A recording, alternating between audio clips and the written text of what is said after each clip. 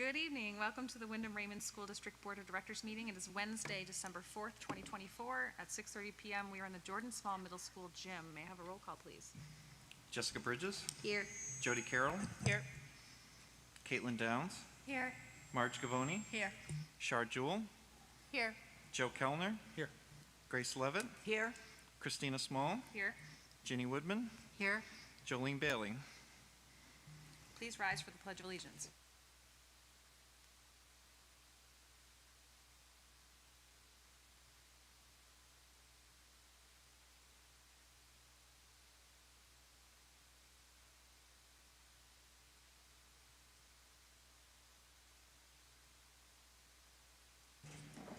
Are there any adjustments to the agenda? Nope, there aren't any adjustments tonight. Okay, now is the time for public input, but seeing as everybody here has an agenda item, we will move on to election of school board chair and vice chair. Nominations are now in order for the office of chair until December 2025.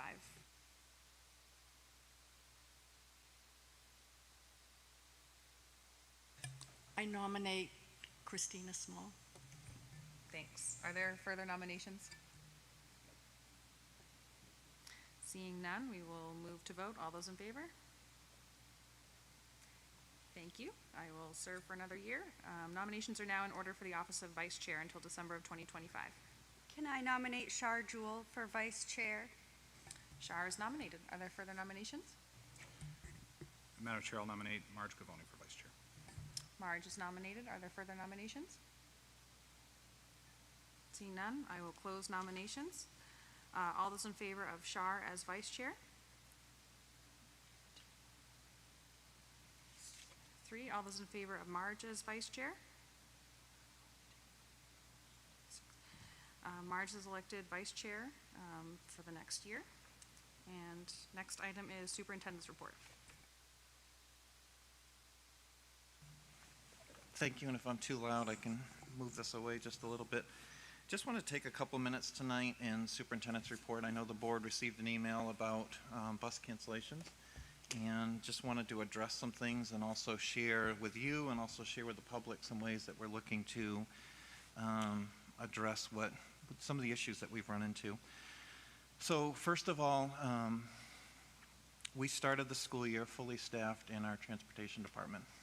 We had all of our drivers hired, and we had all of our runs covered. What that means, and probably the public doesn't know this because they didn't get a chance to see that component of it, is that when we're fully staffed, it also means that our mechanic and our 2 directors and also our individual who handles all of our in-house training for federal requirements, that they're not on the road driving and they're able to do other components. Over the past several months, we've lost 3 people to, I don't want to say lost, but had to take off the road, 3 individuals for medical issues. In addition, someone else who couldn't drive because of some circumstances, but will hopefully be returning 1st of January or so to get back on the road. The loss of 4 drivers means that when you have 4 individuals who are typically looking to do or having to do or working to do other tasks within the office on any given day, those are your spares. And so over the last couple weeks, we've had both directors driving, we've had our mechanic driving, and we've had our trainer driving, being out on the road and looking to make sure that we have as many routes possible covered. There have been 9 occasions over this past year so far where we've had to cancel a bus run. And I just want the public to know, and I think I shared this in a communication to the public, is that canceling a bus run is the absolute last thing that we want to do on any given morning because it definitely has an impact. But any time that we have an individual out at this moment and that we're not fully staffed, we're not able to always provide that service. Aaron and Sharon work very, very hard. And we actually spent some time going through. We try to the extent possible, not cancel the same runs so that we're not impacting the same families over and over again. And I think to this point, with the 9 cancellations we've had to do, We've only had one route that's been hit twice with those cancellations. Finding bus drivers is not a unique issue right now for RSU14. Other school districts are running into the same issue. I don't know if you saw it in the news this past week. York, which is has 9 buses. We run 24 every single day. York has 9. Of those 9 buses, only 4 are currently running. They've lost 5 drivers over the course of this past fall. In addition, and if you saw in the news, actually it was about a month and a half ago with RSU21, Kennebunk was down 12 drivers to start the school year. In the case of York, a couple bus runs, they've said to families, at least now, between now and the end of the year, they won't be running those buses at all. Just plan that they don't have transportation. I've been asked questions about spare pools, and our spare pool is actually working right now. They're covering us and covering our bus runs every single day. On occasion, like today, we have a great partnership with Dirigo Bus Lines. Dirigo actually came in, sent a driver, and we were able to cover a field trip through Dirigo and not through RSU14 because we had everybody out on the road. A couple weeks ago, about a week and a half ago, I sent a flyer out to the community looking for interested parties. In addition, it's been running in the Wyndham Eagle. It's actually run on and off over the past year. We've had it advertised in every single possible location. I am happy to report that we received 4 applicants from that. One interviewed yesterday. We've onboarded. However, in order to be a school bus driver, you need to have your commercial license, you need to have your air brake endorsement, you need to have your passenger endorsement, and you need to have your school bus endorsement. And many of our professional drivers that come in have those commercial, their air brake, and they have their passenger, but school bus is a unique one in order for you able to do. You may or may not be familiar, I know Shar you are because of some of the work that you do. Federal government passed some new regulations as far as people being able to get their commercial licenses probably, 3 years ago, which requires an in-house trainer in order to be able to get your commercial license. Which means, in the past, if I wanted to go get my school bus license, I'd go to the Department of Transportation, I'd get the book, I'd study the book, I'd set up an appointment at my local motor vehicles, and I could take the test and I could get my endorsement. You can't do that anymore. You actually have to go through a certified licensed trainer and through a certified licensed program. And as part of that program, you have to go through a prescribed curriculum, take your tests with your trained person, and once that's done, then you can send away for the state. You're still with the state, which is kind of interesting. With the state, you're still taking the tests from the little yellow book, which has all the endorsements in it. And once you have your permit and once you have your license, then you can go through that. The process now with the federal requirements is about 3 months, even if you have your own, even if you have your CDL and you're able to move forward with that. We do have somebody who has their permit. They've sent in for testing, and we hope that they can be testing within the next week or so, which would then allow us to have another bus driver. So we've interviewed 1. We have 3 more interviews that are coming up this week, and we'll be looking to bring some additional drivers on. In the meantime, we are looking at some other long-term solutions, which include collapsing some runs where we have ridership on some buses, which tend to be a little bit smaller. There may be some capacity, and looking at places where we can take a couple bus runs and collapse them into one. What that may also mean, though, is that we might have to start moving back towards some larger cluster stops, which would then be reducing the amount of time that buses are stopping instead of providing door-to-door-to-door service in some of the smaller neighborhoods.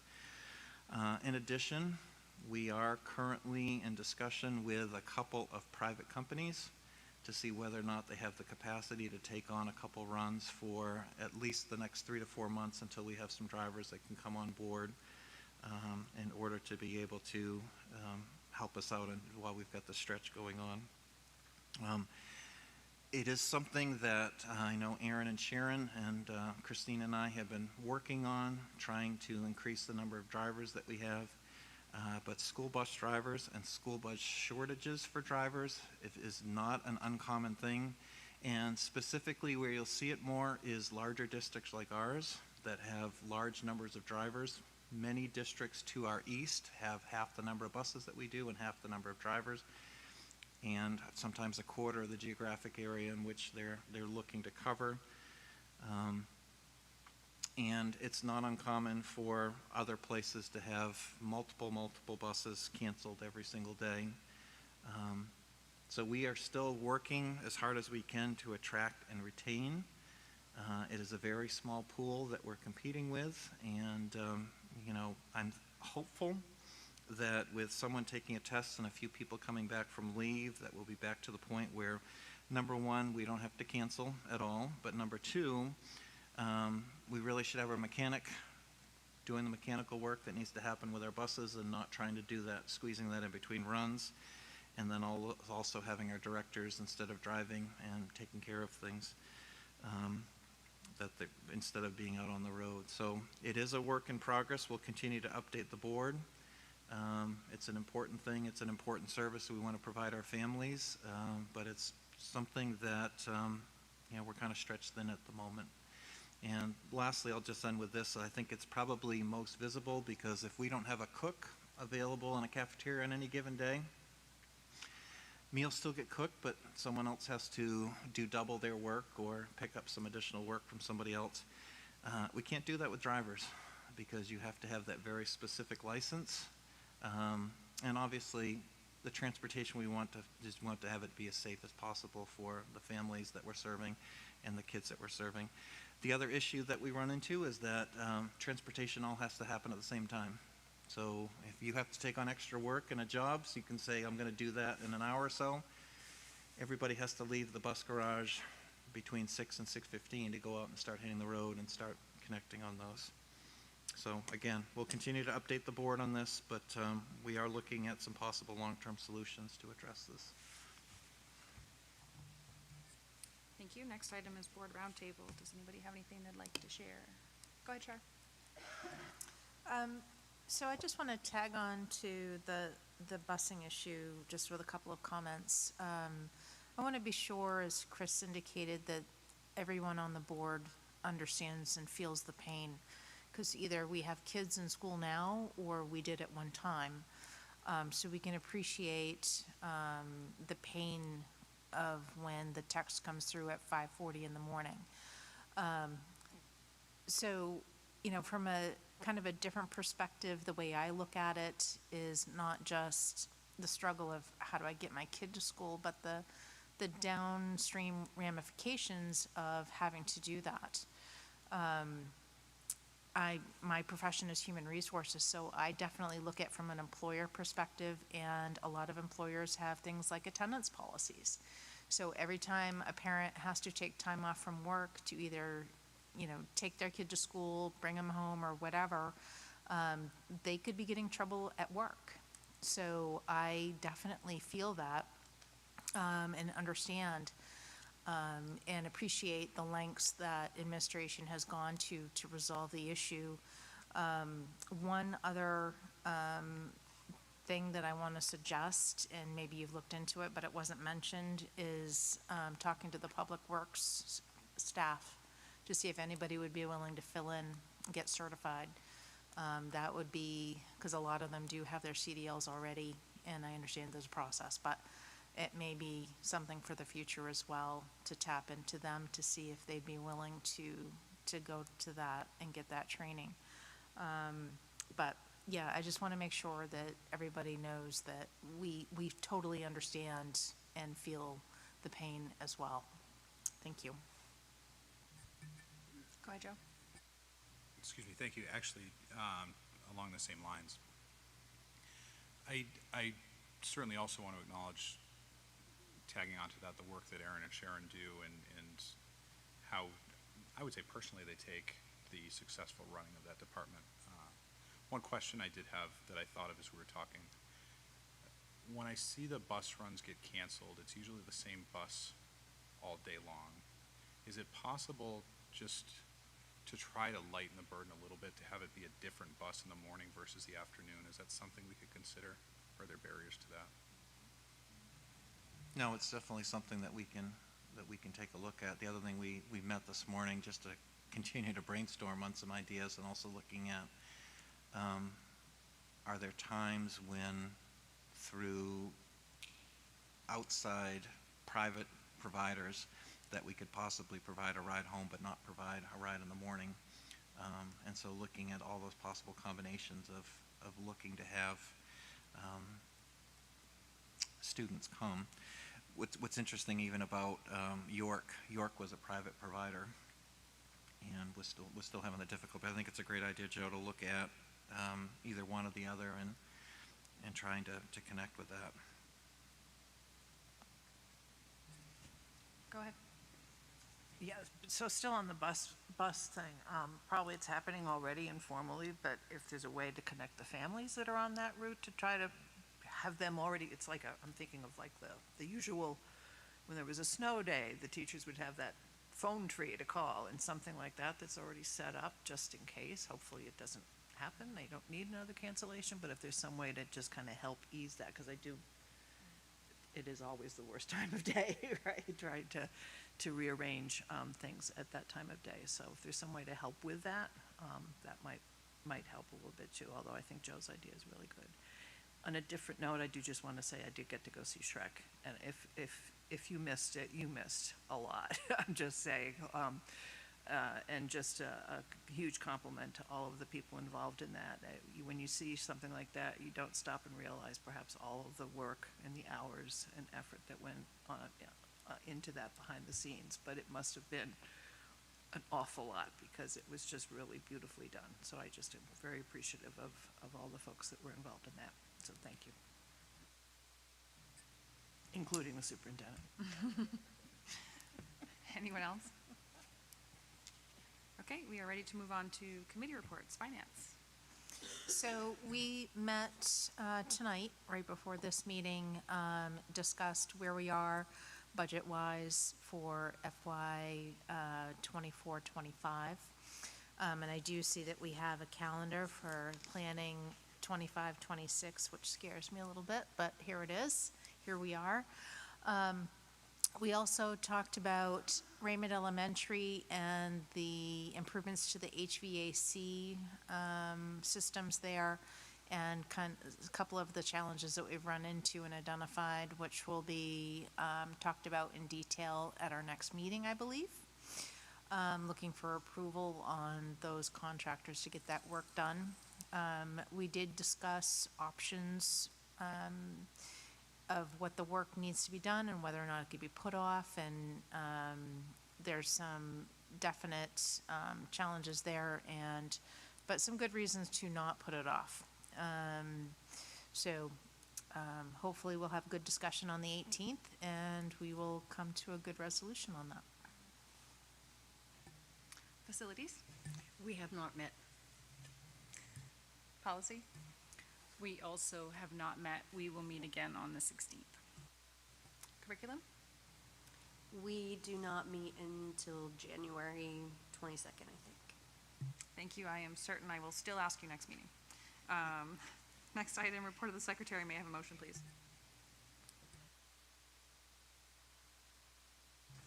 I move to approve the minutes of the November 20th, 2024 meeting. Second. Thank you. Board discussion? All those in favor? Motion carries. Okay, next item was rescheduled from our last meeting. We have a therapy animals update, and I welcome Ashley Tempesta.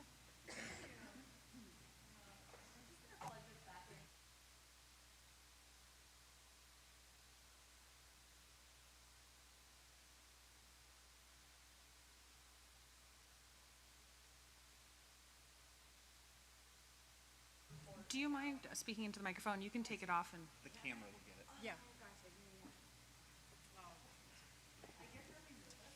That's fine.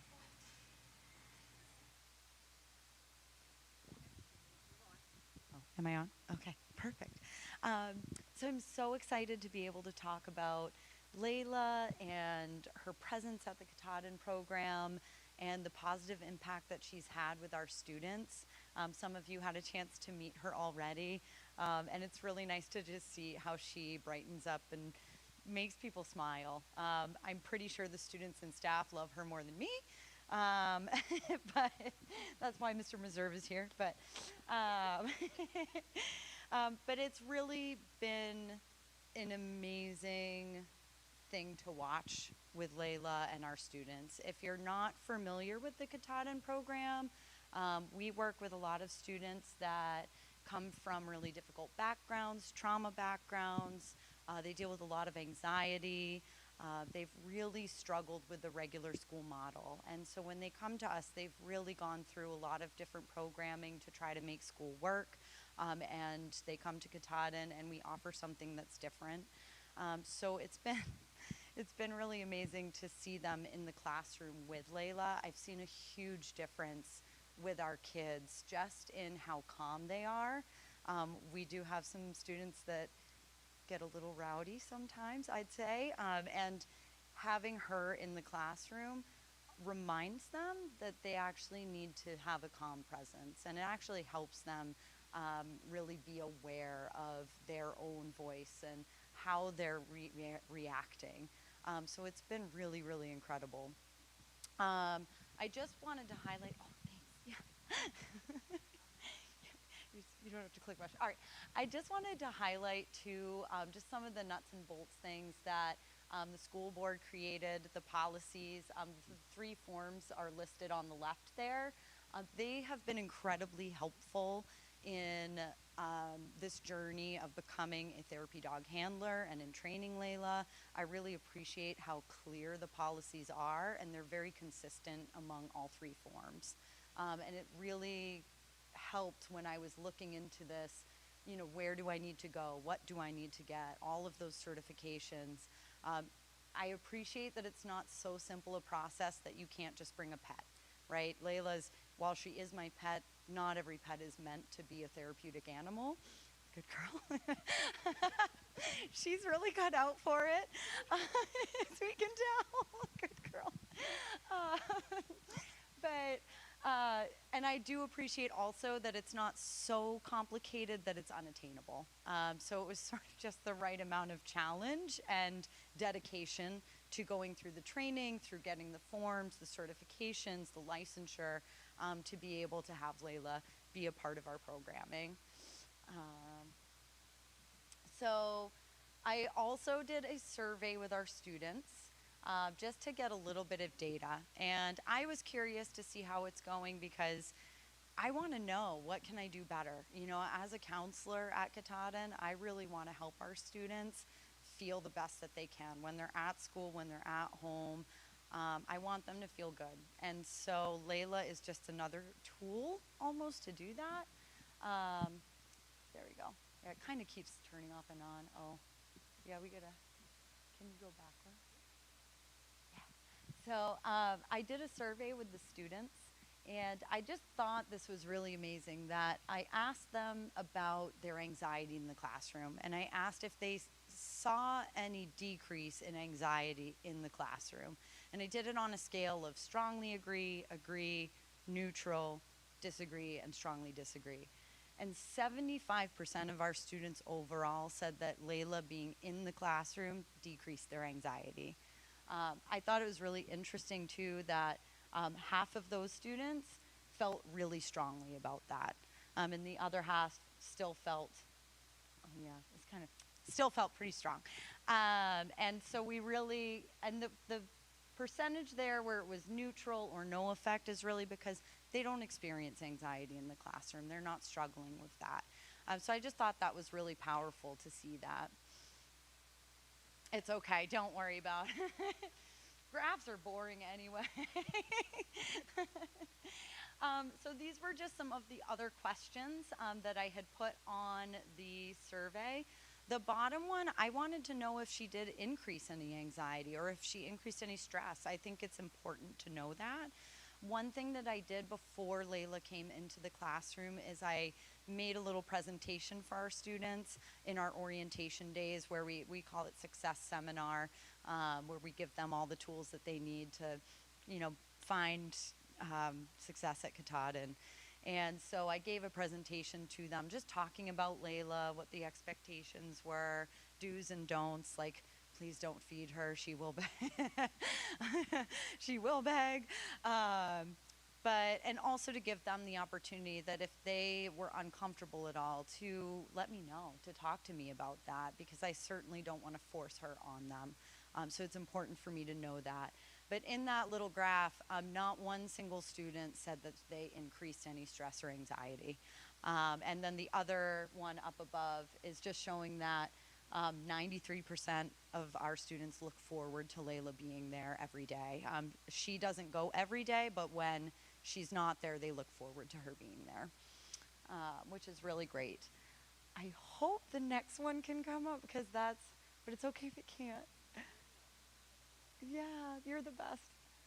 So I really think that pictures say so much, and all of the students were so supportive of me using their photos.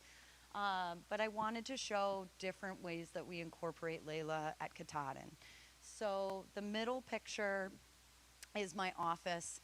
Students can come into my office anytime that they're feeling anxious, stressed, angry, whatever it might be, or maybe they're just stopping by to chat. But they can come in and Layla is there, and she will go up to them, she will hang out with them. If students are especially upset, she might even walk out of my office and find them. So she does have a sense of when students are really, really upset. Some other ways that we incorporate, I love that upper left picture. We have some boys that are, they're very sort of like, macho, like they put up a front a lot. And when it comes to Layla, they are so kind. They let their guard down. They're so nice to her. And they actually tell the other students to be careful around her. So they're very protective and sweet. She also is able to walk around the classroom, so any student that wants to visit with her can and spend extra time with her. I do exactly what I did with some of you. I give them treats. They help me, you heard that word. They help me train Layla. They help me walk Layla. She does go on a lot of outside adventures with us as well. So on our program on Fridays, we do all types of different adventures. It's really great to see the students get outside and get out of their comfort zone, explore something that maybe they haven't done before. So I took some students up to Jewel Falls, and we went walking, and they just enjoy Layla running around, and it brings sort of the energy into this really sweet space, especially for some of our students who might be a little more anxious about going out into the world. We also did a camping trip about a month ago. Layla came with us on that overnight camping trip, and our students said they felt really comfortable knowing that she was there, that she was sort of alert when there were some noises after dark going on, and so they felt really comfortable knowing that she was there with them. And then you can see her looking for belly rubs. She's just this really great, she just brings a great energy to Katahdin, and it's just wonderful to see the students. I have students that every morning, it's not good morning Ashley anymore, it's where's Layla? But they'll go into my office. I'll find them laying down with her, just petting her, hanging out with her. I also get an opportunity to take kids on walks a lot with her, which is really great. We have a lot of students that might have ADHD. Maybe they have a really hard time being still in the school setting. And so she offers me the opportunity to go walk with them, but also to connect with them, especially as a counselor. That's a huge tool for me to be able to do that. So it's been really, really fantastic. Does anyone have any questions? Yeah. I think this is awesome because, yeah, you can feel the energy change whenever an animal walks in the room. But are they used, so I know you use it in counseling, but in the actual classroom, does it create any distraction from the learning process, or is it done only at certain times? Yeah, so we don't walk into the middle of a class. I'll either start the class at the beginning, or we work as a team really well at Katahdin. We're so small, so I can say, hey, is it okay if I come in towards the end of class? Or maybe I go in between classes to visit with the kids. And I did preempt her coming to the school with, you can't just leave to go pet her all the time, or we need to be really respectful. And we're just really communicative with the students. All of the teachers, we're all on board on the same page. So I don't find that she's a significant distraction. I actually was doing a substance use talk with our students, and I had some students that have experienced some significant issues there, and I had one that just sat on the floor with her and was able to articulate some things that had gone through and some thoughts and feelings that she was having around substances, and so it really kind of unlocked the ability for the student to talk about it. Yeah. So almost increasing their focus Yeah. too. Yeah. Oddly. Thank you. No problem. Yes. Go ahead, Char. Of the students at Katahdin, how many of them is having contact with a great dog like her their only chance to do so? That's a really great question. It's hard to bring it up, and I won't bother. I did include some testimonials from the kids because I just think their voice is so important. A lot of the students, it's hard to say, maybe around like 60% or so have pets at home and dogs at home. And so they did say to me that it reminds them of their dog at home. It's nice to have this animal there that they can pet, because when they go home, it's the same thing. It's sort of this offload of stress and their ability to be able to be with this animal. And for the other students who might just have cats or maybe don't have dogs, they range. Some are like, I could care less, and then others really want to be with her and spend time with her. And I loved, the one on the bottom there. Oh, you got a flash of that student is saying how they have an anxiety disorder, and being able to pet her and see her will change their mood, and that they have 3 dogs at home and it helps them decompress, and so it's the same thing with Layla at school. So it's really special that both, and then the student on top does not have any dogs at home. So there's a nice balance of both. Yeah.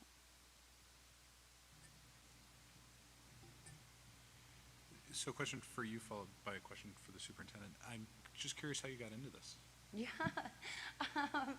So I first of all love dogs, and I've always sort of been a part of training in dogs throughout my life, just whether it's with my own personal dog or working at like a doggy daycare when I was in college.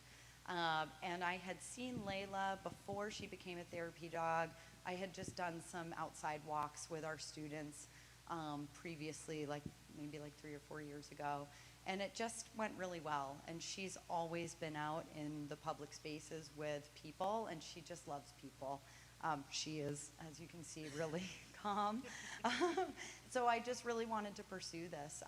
Being a counselor at Katahdin, one thing that I studied in graduate school is the impact that an animal can have on just how our affect is. And so just really bringing our stress level down and our anxiousness, it's a huge impact, and it really opens up some really specific pathways in the brain to be able to be calm, to express yourself. They're used in therapy a lot, if you look at equine therapy as well. So I really wanted to bring Layla into our school, and that's what made me go through the training. So I went through the Animal Refuge League of Greater Portland. They offer an amazing, you need the American Kennel Club's Good Canine Citizen test. You need to pass that. You need that certification for her to be certified as a therapy dog here. So I was able to take her through that training. And she did really well, and we took a test that is done by a certified AKC evaluator, and she passed with flying colors.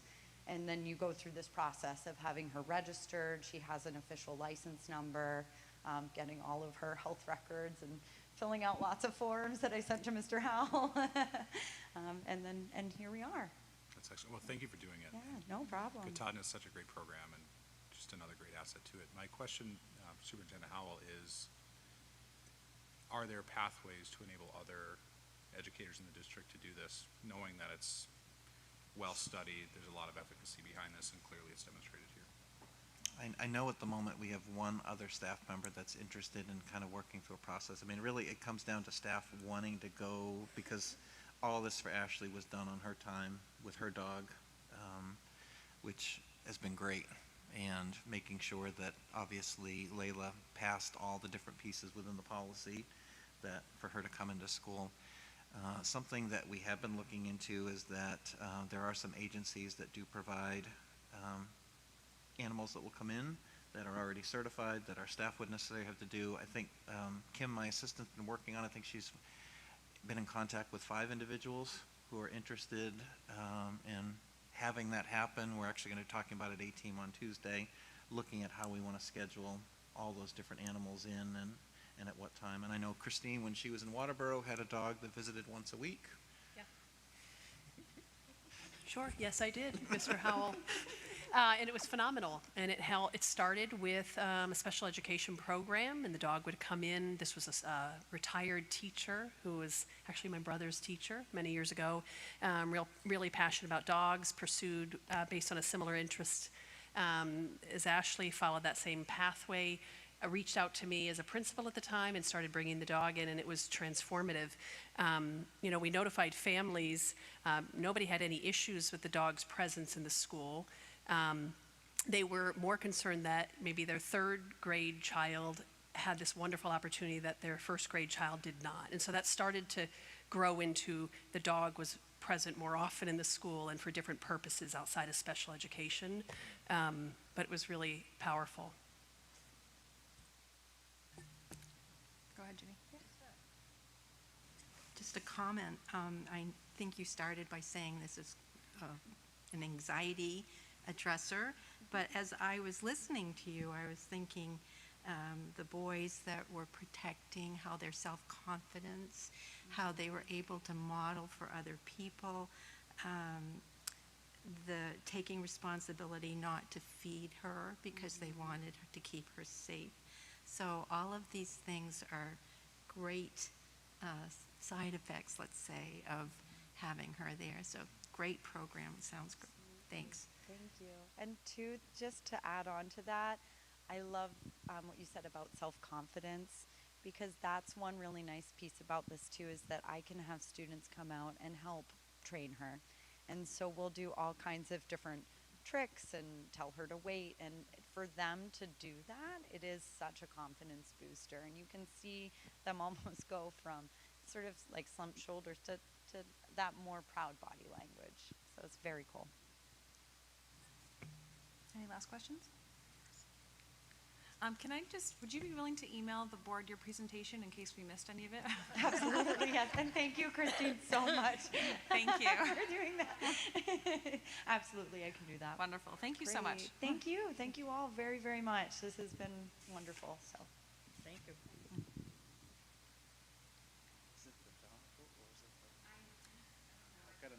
Okay, so our next item is the district achievement report. So, right. So I apologize because that was we just experienced the best agenda item.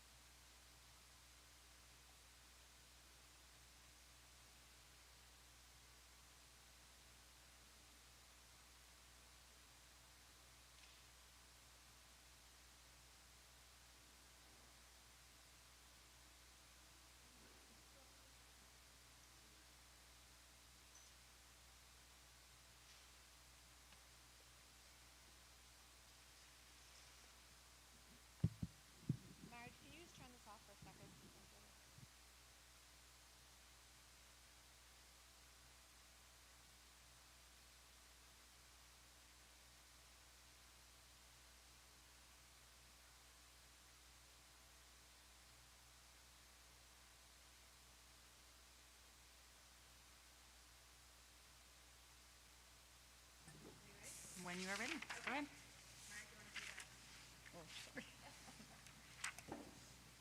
Okay, well, I don't have fur and I'm not as cute, but that was a good one. I tried to get Chef Ryan to let her stay the whole time so I could hang out with her, but, so tonight we are going to do our annual achievement report, and this is a year in review.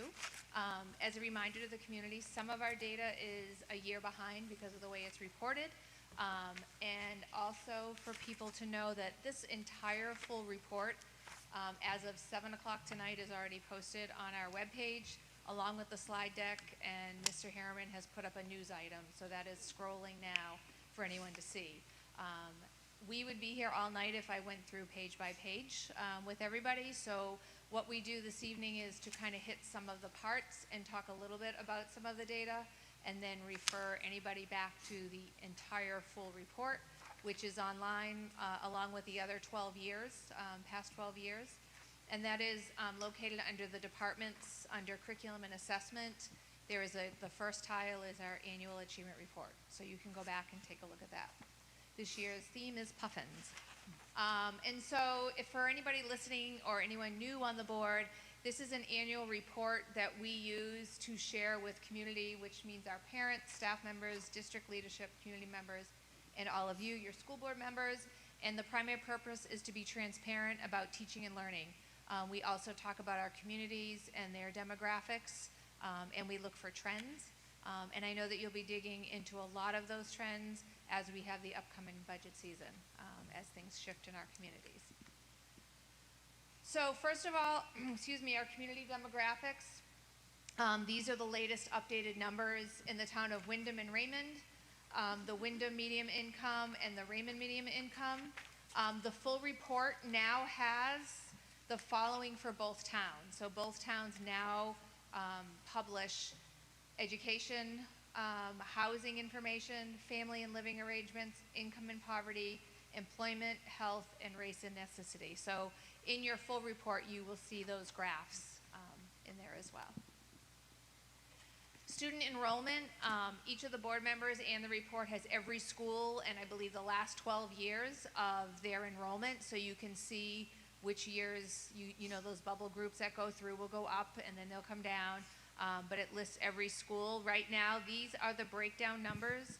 Our official number as of October 1 is 3,070 students, and you can see our breakdown here at our schools, and we know our little Raymond Elementary has all kinds of pre-Kers in there, so that comes into our count. But I think I remember years, Mr. Howell, that you said the vacancy sign, the no vacancy sign was going up at the high school because we were over 1,000 kids and growing, and so you can go back and look at all the multiple years, and you can see the ebbs and flows in our enrollment trends. Special education services, we also look at this data. Right now we have 474 students receiving special education services. The top 3 categories are specific learning disability, other health impairments, and autism. And when I connected with Lisa Garno, and she's going to go much more in depth for this, but that number from when she started here for autism has doubled in our district since she started, I believe, 9 years ago or 10 years ago. But we also have in the full report all of the breakdown and the trends for the last 5 years of how many students we serve in each of the different categories. So we have about, in our entire population, about 15.4% students have an identified disability in RSU14. Christine, do you mind if I just ask a quick question? please do. My understanding is other health impairment would include students that have ADHD. Yes. What does specific learning disability include? So that would be a processing disorder, speech language, those very specific skills. Okay.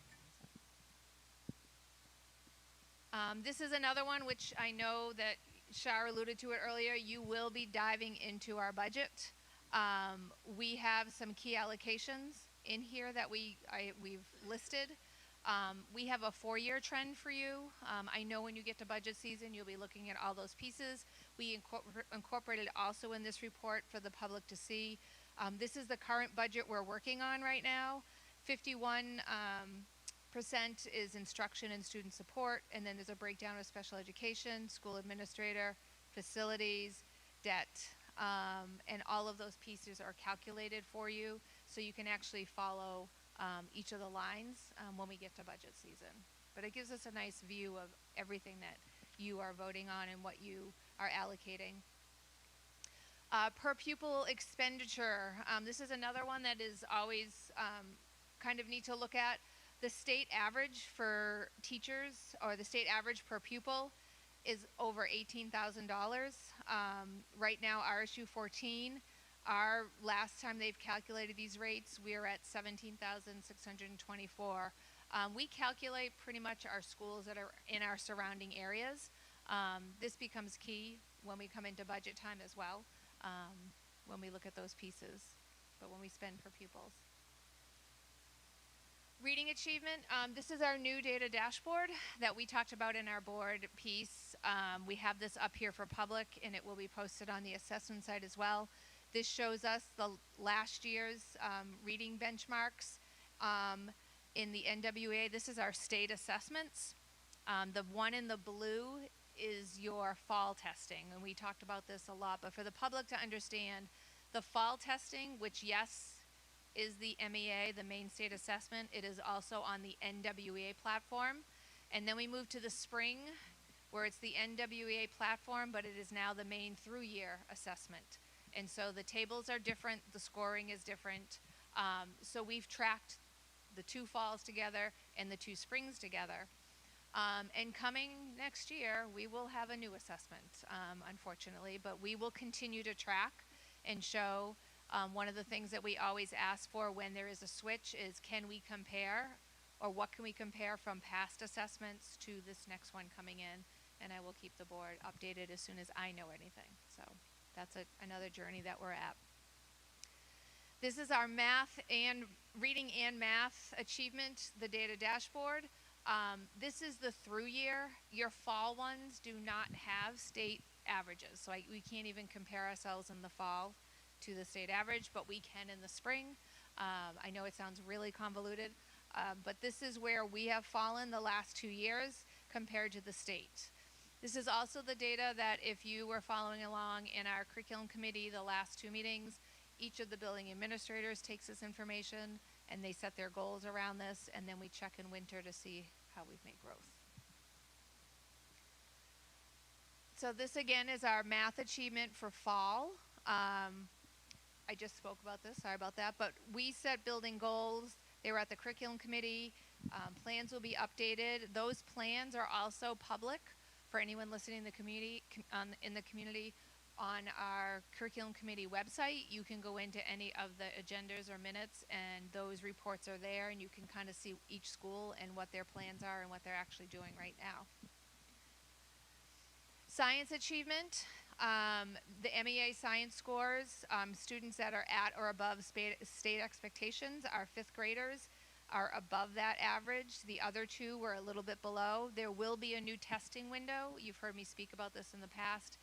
Our 11th graders, if they are testing or doing AP tests, they're all fall in the month of May. This test was smack in the middle of it. This was really difficult to have kids take.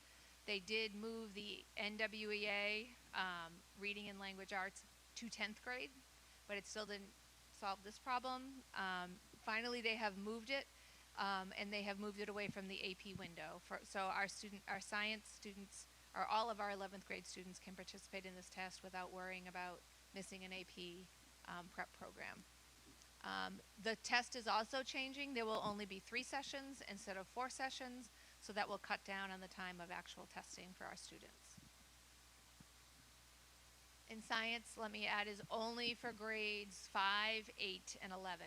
It is just 3 grade levels each year. Our advanced placement results for our high school, we had 198 students exams given last spring, which is a large number of kids that participated in the AP test. 50% of the exams, the kids scored a 3 or higher. The highest performing areas were U.S. history, English, and English language and composition. So those that are maybe new to AP testing are 3 or above, gives you the opportunity that when you are at school, and if you choose to go on to post-secondary, that some of those courses you may not need to take. I have a junior in college right now, but in grade she's actually a senior. And many students who I've spoken to who have graduated from schools, including Wyndham High School, are like, yeah, that was great. So now I didn't have to take those extra courses and actually pay for them. So students who sit for the exam are doing pretty well. We also have advanced placement cohorts. How many students are enrolled in the UMaine system or Maine Community College enrollment while in high school? This fall we have 58 students right now. Last fall we had 68 and we had 16 in the spring. Usually our spring numbers are lower, but usually our kids in the fall are grabbing those courses and getting those college credits as well, which is amazing, and it's such a great opportunity for our students.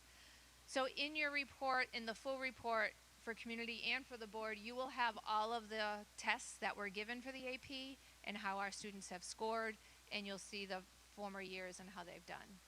So. The iReady diagnostic reading test, we also track. The percentage here shows you how many kids are ready for grade level instruction. We don't have kindergarten because we don't expect our kindergartners to come in, and they don't even take the iReady in math and reading until the winter. But it's really cool to see these pieces. And what we do here is the same as we do with our state data. We take a look at it. This is where we really drill down per classrooms. Casey Dubé, and you've heard me speak of her, our math coach, and Jess Melcher, our literacy coach, pay special attention to cohorts. We also break this down by schools. So we may have a bubble of kids that's really low in one area. Casey goes in, she works with that grade level. She and Jess are both coming in January to the curriculum committee. They're going to show you how they use data and what they do to help teachers and students in those areas. So this is also another area that we track and that we watch so that we can look for some trends and that we can intervene largely than just a one classroom. We can kind of get to a grade level on that piece. This is our math for this fall. You can see where kids come in and then where kids are exiting. I do need to point out in 8th grade math, our students who are in pre-algebra have already tested out of the iReady diagnostic, so those numbers are not included in this data. So our kids are already past that point and they're working on a course that they can then move into high school geometry in that area. Leadership reports, I gave you a little example here. For example, we really asked, as all of you know, our building administrators to drill down into the fall data, look at multiple data points, share that with our staff, share that in PLCs and grade levels and content area. So for an example, Raymond Elementary, one of the bullet points you'll see is Mrs. Peavy and her team saw that 77% of students are ready for grade level reading instruction. 76% of students are ready for grade level math instruction. They identified their focus areas as phonics and vocabulary development and numbers and operations and math. And so their plans are in place that we'll be able to then look in the winter diagnostic and see how they've grown. And each building leader has presented their data, their identified needs, and then their action steps. And this for you, you know the board, this will be a 3 times a year that you get to see them, and they're going to update winter, and then they're going to update in the spring. The BAR program that we have been working on, so last year, 74 students participated. It was the pilot year. That was our freshman group. That was only 33% of the freshman class. And their results compared to the non-BAR group, which is fascinating when you look at it. Ryan Karen and Lindsay Hansen were able to pull the first quarter, so we started pulling by first quarter to give you an update. It was presented to the curriculum meeting.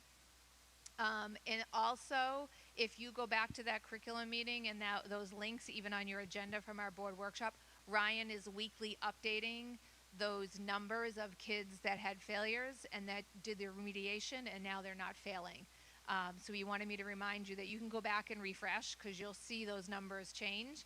And when I spoke to him Monday morning, he said, yeah, we've already got a handful of other kids that are not failing now. We feel really good about it. So he's going to continue to update that as we're getting more kids to remediate, and they're not starting way behind for their high school years. So I know that you will be inviting Lindsay and Ryan in the BARA program to come and speak to you to go more in depth, but I think this is a really great piece to also share with community, and the amount of support that freshman class is getting is really, really great. It's like, this is what everybody should have. It's really awesome. So looking ahead, our areas for growth, if I go back and look at all our data and I compile this, we're looking to improve informational text comprehension across all grades. That's one area that we're like, we need to do a little better in that informational text area.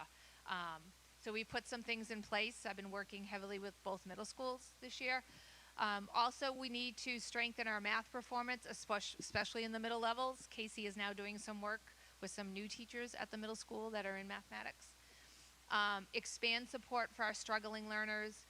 We also want to increase our AP participation and success rates, enhancing our college and career readiness programs, and then continue support for BAR programming in RSU14.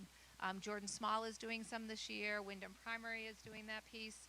And so we want to continue to support our students and looking at the whole student in that area.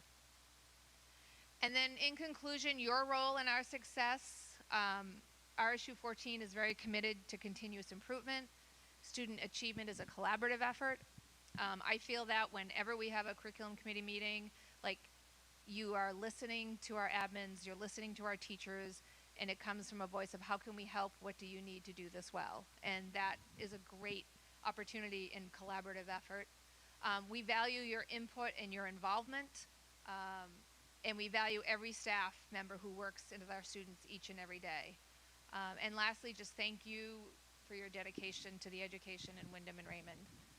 I've been here 12 years, this is my 13th year, and honestly, having so many other peers around the state, I feel like we're very blessed, and I'm very lucky to have a board that we can share data, we can have those discussions, and we figure out solutions to what we see are some problems for our kiddos. And I know we're going to have a really hard budget time, but I also know that you're going to make decisions based on what we feel is the best for kids, and we really appreciate all that support. So again, for anybody listening on community, this really was a snapshot of each of the different components of this report. Please go and access it. You can print it off as one big PDF if you want. You can read it as a PDF. The slide deck is also there, and I'm happy to answer any questions that anyone might have. Go ahead, sure. So obviously, there's a lot of data to dig into, and thank you for putting the work into preparing it for our review. One of the things that I find extremely troubling is the iReady reading and math graphs. We're 4 years out from COVID, and these graphs start with the fall of 2021, which is when students were all back in school 100% of the time. And in looking at these cohorts as they move along in the levels, most of them have gone down in their iReady scoring. And that's extremely troubling because they should have gotten better after COVID, not worse. So what are some reasons that you and your team have come up with as to any explanation of why it's gotten worse since COVID and not better? So as you go up in the grade levels, the tasks are much more complex that students need to do. And so we're working really hard to make sure, like, this first grade group might have come out at 90%, but they need to continue to grow. And what we need to do is be really adamant about making sure that we are instructing at the level that it needs to be instructed at, that high rigor level, in order to have kids have it mastered to go to the next step in the mathematical process. So I know that at the curriculum committee, Casey will be diving more into that piece because we look at this all the time too. And it's that trending piece of, as they get higher, why are kids not at that grade level piece?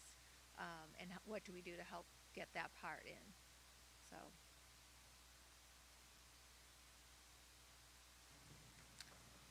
Go ahead, Joe. You're shocked, but I've got some comments and questions. Just a couple of comments that I think might be helpful for the public that are watching this now or perhaps later, that were helpful for me, and I hope you'll correct anything I say that's wrong. The NWEA assessment, and whatever the assessment to be named later is, that was something that was just so striking to me that it wasn't required. I think it's important for folks to know that now it is. But even still, as we look at those data that come from that test, there's really no incentive other than intrinsic incentives, I suppose, for students to take that test seriously. There's no negative outcome if they do poorly. And we workshopped it, which is public, but we didn't have it televised. So just to kind of add into that piece, you shared a striking piece of data with us as well about the number of students that spent very little time on it, which kind of goes to the effort. And while there's probably value in trending that data, I just encourage folks to take it with a bit of a grain of salt, just considering that. The iReady piece, I do agree with Shar on that the numbers aren't awesome, and there's opportunity there. But one of the things that we learned in curriculum that was helpful for me is to hear some of the changes you're making and how you're addressing that data, bringing the staff together, the math staff together, and actually having really meaningful conversations and goal setting around that, which I believe is a relatively new structure for you, which I think is somewhat responsive to that, recognizing the gap and the need to improve. As we look at the iReady data, one of the things that was helpful for me as I analyzed that data to try to figure out how to interpret it, Mrs. Miller actually was very helpful for me on this. Yellow's not bad. No, yellow is not bad. That's somewhere where my head went, just based on how we normally interpret the color coding. But I think that's important. But there's still certainly a lot of opportunity, and I do want to call out the work that you're doing there. The BAR program is incredible.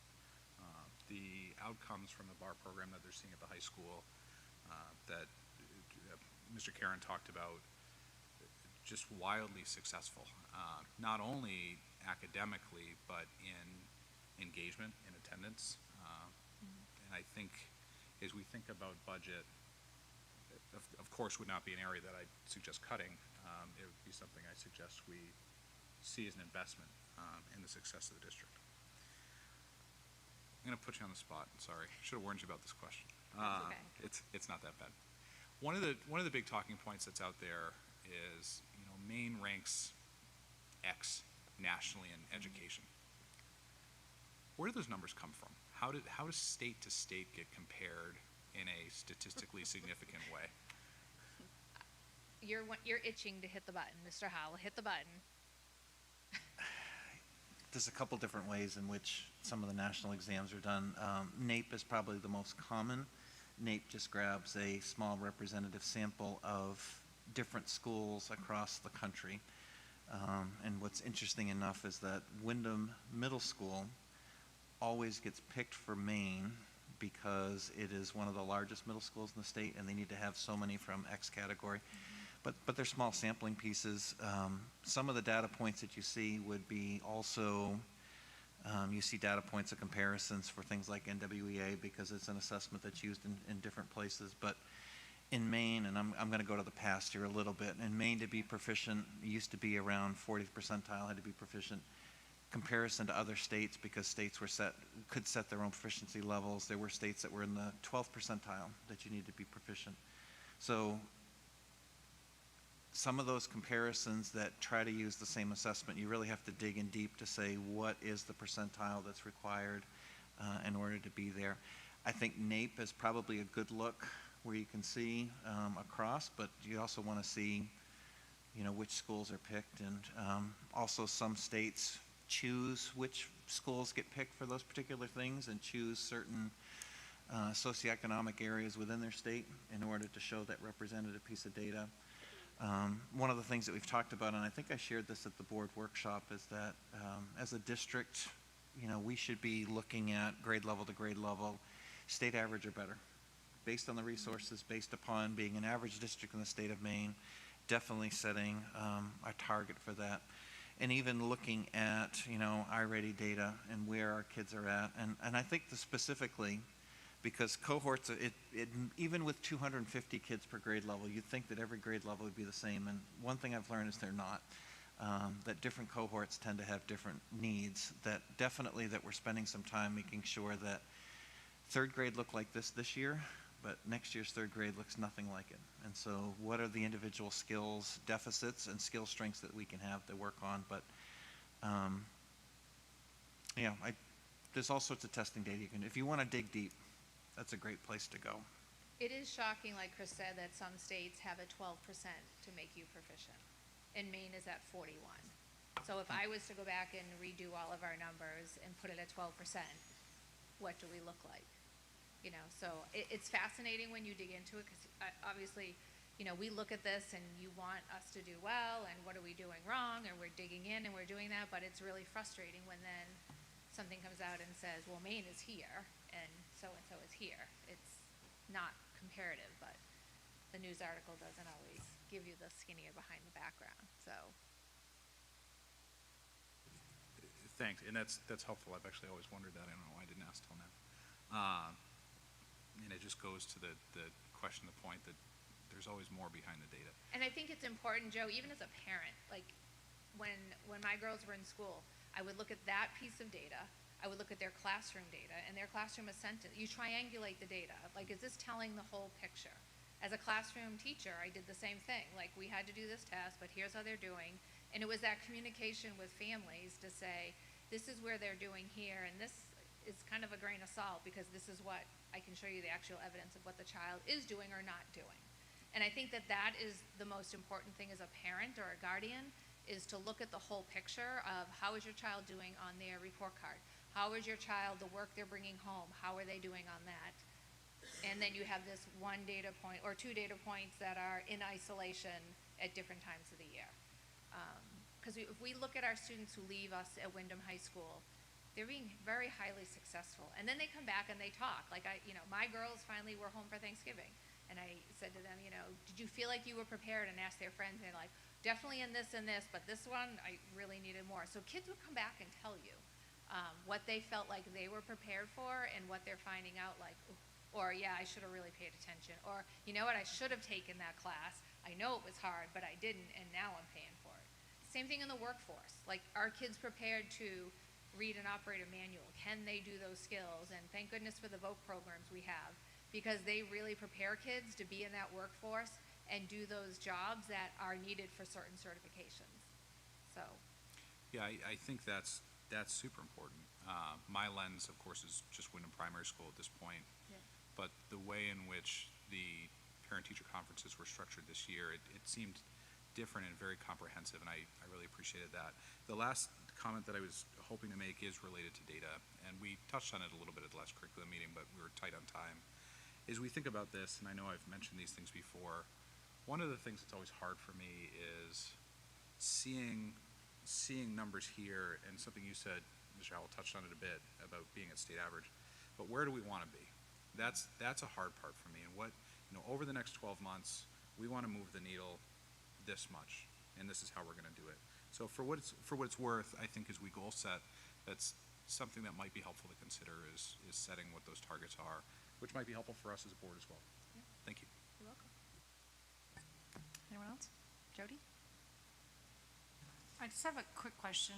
When we met on the 6th in our workshop, so first part, the full report that you're referencing, obviously the iReady data is not in here. You just have the grade level ready for charts that are in here, and then there's a couple samples just with the triangles, but there's no actual percentages compared to the NWEA or any of those No. fall data. Okay. Yeah.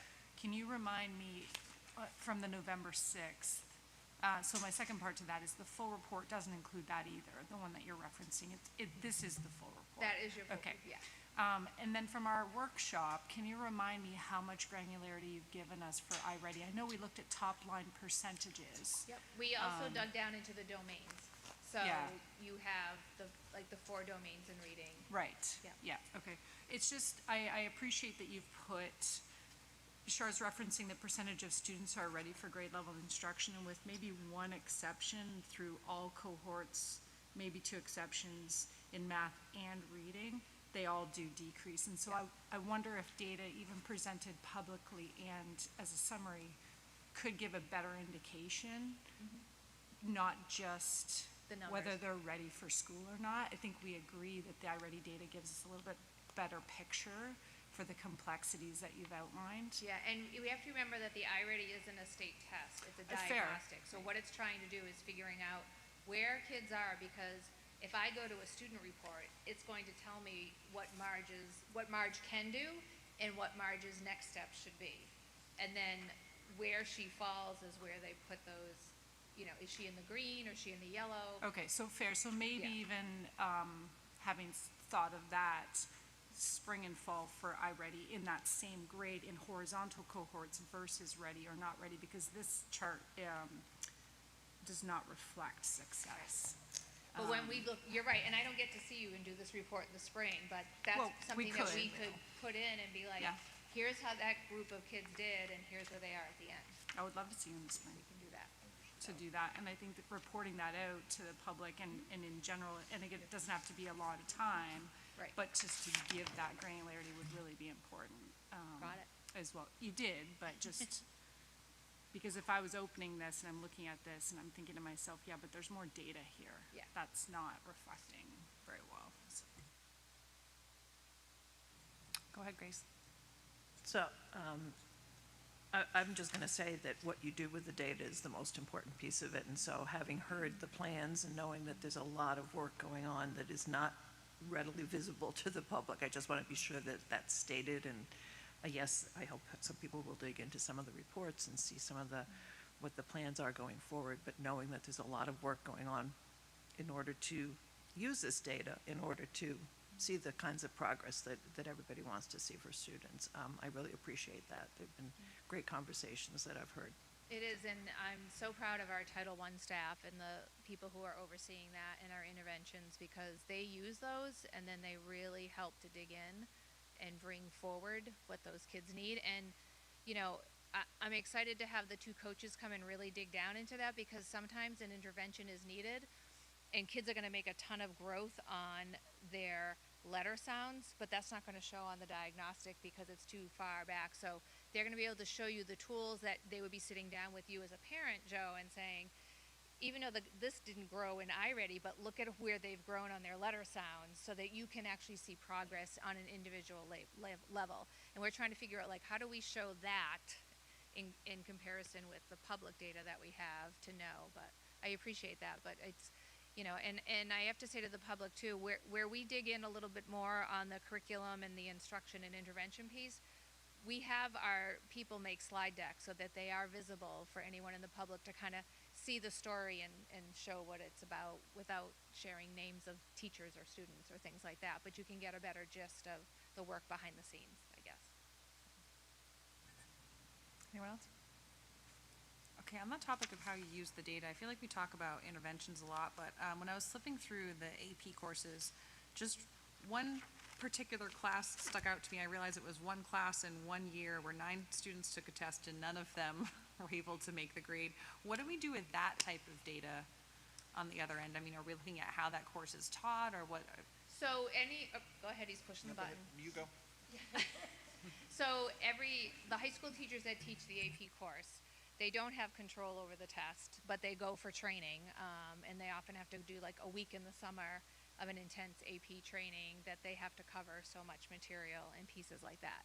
So I know that the high school looks at all of the courses, looks at the instruction. They have to follow a specific syllabus, and so sometimes you get one of those courses that's brand new and they haven't really, some of the ones that you see have been done over the years for a long time, and they have really narrowed down the scope of what they need to do.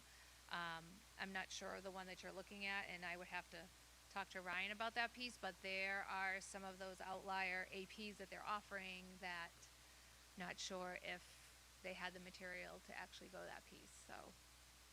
Okay, but it's something that Ryan would take a look at with those groups of Ryan and Meg teachers. at the high school dig. Go ahead. And the other thing I just add to that also is that try to also map back the skills to see, because you do get the results back, and you get a chance to see a general idea of where students were. They've also spent some time mapping back to see whether or not students had the requisite skill sets before they even entered into that AP class to make sure that they were going to be successful. And I know there's ones that, over time, that have seen some success, and others that have not seen success that we'd hope for in some of those courses. Sure, and I don't want to imply that if you can't make a 3 on the test, that it's not worth taking, because you still have learned those skills, hopefully, but. Okay, an unrelated question, how many years have we had the coaching model where we have the math and literacy coach? The first year we had a math coach, COVID hit, and I had to call Casey and ask her if she would please teach remotely, because we had the year that we were hybrid. And so we had a math coach before her for 1 year, and she worked primarily at the primary school. And then we went to hybrid, and we added Jess that year, so this is Casey's 3rd year and Jess's 2nd year as full-time coaching in the district. Okay. My feeling is that that's still pretty new then to us. We're still kind of working through how this works. Yeah, but we've seen huge results. I think about a lot of the work they've done at the primary school, and Casey now is seeing, she came up and worked with the 2 middle schools with me in mathematics, and she talked about the difference in what 3rd graders now have going into 3rd grade that they've never had before. And she's like, it's coming, it's just not, there yet, but talked about the shifts that have been made in mathematical instruction, and now she's doing a lot of work at the Manchester school, and she's also jumping to the middle schools for our new staff that we have coming in. So she's starting a cycle at there. So they're spread pretty thin, but they really are consolidating to get as many people together, working really hard with the principals if Casey is modeling in a classroom and she's teaching to show the teacher, that other teachers are freed up to come and see that as well. So she can involve them in the conversation. So really trying to maximize what they do, and every early release they're providing professional development. And we have 3 people who are now letters literacy trained, so they are training staff on phonemic awareness, all of those really skills that are back in phonics that a lot of staff just don't have. And so now we're seeing really huge gains in what kids are able to do at those little levels, so. Okay, those were my only questions. I'll go ahead. Sorry, Marge, just because she hasn't spoken yet. I'm curious, is there, with the coaches, is there any way possible, because this is something we never see, we're not there, but is there a possibility of having Gary film one of those sessions and just to give send to the board? Yeah, we have actually one working on right now. Oh, good. So Jess is doing a coaching cycle here at Jordan Small. And so we actually emailed Gary today to come and collect different snippets so that you can view that and for the January meeting. That's what we're hoping for. We do have some other lessons that Casey has queued up on her website. So if she does a lesson on early numeracy with the kindergarten class, we've taped her, and then teachers can go and watch it at any time. So I can get those links to you for you to preview, but it's pretty magical and really cool to watch it happen with students. That would be great, thank you. And it's our students, so it's not like a pre-made video. So, you can see like the little boy rubbing Casey's pants saying, boy, those are really shiny, and it's there because that's what life is like, so. Go ahead, Grace. So back on AP just a little bit, I'll just share a little bit of my own experience having taught AP for many years. And one year there was this student who was absolutely the most proficient in the class and did not get that 3, 4, or 5 on the exam, and it just befuddled all of us. It was like, what happened? It can just be a bad day. They just have a bad day. It could be just a weird question. It could be a weird question, or you're reading it differently than it was intended. Again, it's just sometimes a real mystery. And so, again, the student went on to be a very successful Spanish teacher. I'm not talking about myself. I'm talking about a student of mine. I can picture her and I can tell you her name, but I won't do that. But in any case, also, I wonder how many of our teachers in the district go to score the AP exams, because I did do that for a number of years as well. And that was definitely the best professional development ever in terms of teaching all levels of the subject area, in terms of looking at it through that lens. not an easy thing to go and do, and the timing of it is also difficult because the school year is usually not over yet, but if there are people willing to do that and have the wherewithal to apply to be a reader, it really makes a big difference for the students that you have the following year, not just for the exam itself, but in that content area specifically. It's really quite something. And I had no idea till my oldest took her first one, and her friends were over, and they were like, which DBQ did you get? And I'm like, what the heck's a DBQ? So they have to read like 3 different articles and synthesize and put it together. But they were all different. So that was the other thing at the kid, like whatever topic they had in, like, I think it was U.S. history, were different. And if you got this one, it was really difficult, but this one was much easier. So I was just amazed at, like, in one classroom, every kid sitting had a different prompt that they had to write to. And then I know the teacher that they had then took those results and then went through and tried to find trends of which parts of it did the students not do well in, or which parts did they do really well in, and then try to adjust, like, was it the multiple choice, was it the short answer, or was it that long DBQ that kids really needed to have the ability to write for a long time, and to be able to explain everything that they did. It's a skill that has to be taught. And I think Mr. Howell's right. If they don't have that prerequisite, they may not nail that number at the end, but again, they're getting that great experience. And then if they are going on and taking that course again, they have had some background in that. So it's an opportunity either way. It's great if you can get college credit, but I also think I tell parents, like, it's just a great experience for your child because of the amount, and here's the whole year laid out for you. So you are working the whole year. And for some kids, that's a really great way to kind of gauge, like, their commitment and what they do as well. So, but great questions. We all set? Great, thank you so much. You're welcome. Okay, our next item is budget timeline. Will you be presenting that, Mr. Howell? Absolutely. In your board packets, in your folders, you have a budget calendar. And it always seems like we're doing budget. We get one passed, and then we start the next one. We get about a 2-month respite, but we've already started as an administrative team the budget. Christine and I have been meeting with all the different directors, going through budgets and looking at where we need to make changes before we get to the master budget, which will be built over the holiday break. So for board, on February 5th, you will get a kind of a sneak peek from the administrators on just a high-level view of what they're looking for in this particular year's budget. I think what you're going to hear this year, it's a pretty austere budget. Not a lot of requests that are going to be coming through. People know that it's going to be a difficult revenue year at the state level, and also we have some other expenses that are going to be coming on board. And so looking at this point, how to keep programming moving, and then also looking within existing budget lines to continue to fund things moving forward. So you'll have an opportunity with a workshop on February 26th, right after that winter break. I'll be presenting the budget to the board, and then throughout the month of March into April, the board will have a chance to hear from all the different cost centers, be able to ask questions. You'll be getting your budget books in February, so a chance you'll have plenty of time to dive into the 4,500 lines of our budget and all the different components of that. The board has to have a budget approved by April 16th, and that's so that we can meet our statutory deadlines for our public budget meeting, which is scheduled for May 14th. Which is, for those who've been through, that's our legislative body that makes the decision for the budget that then gets sent to the public for the June 10 referendum.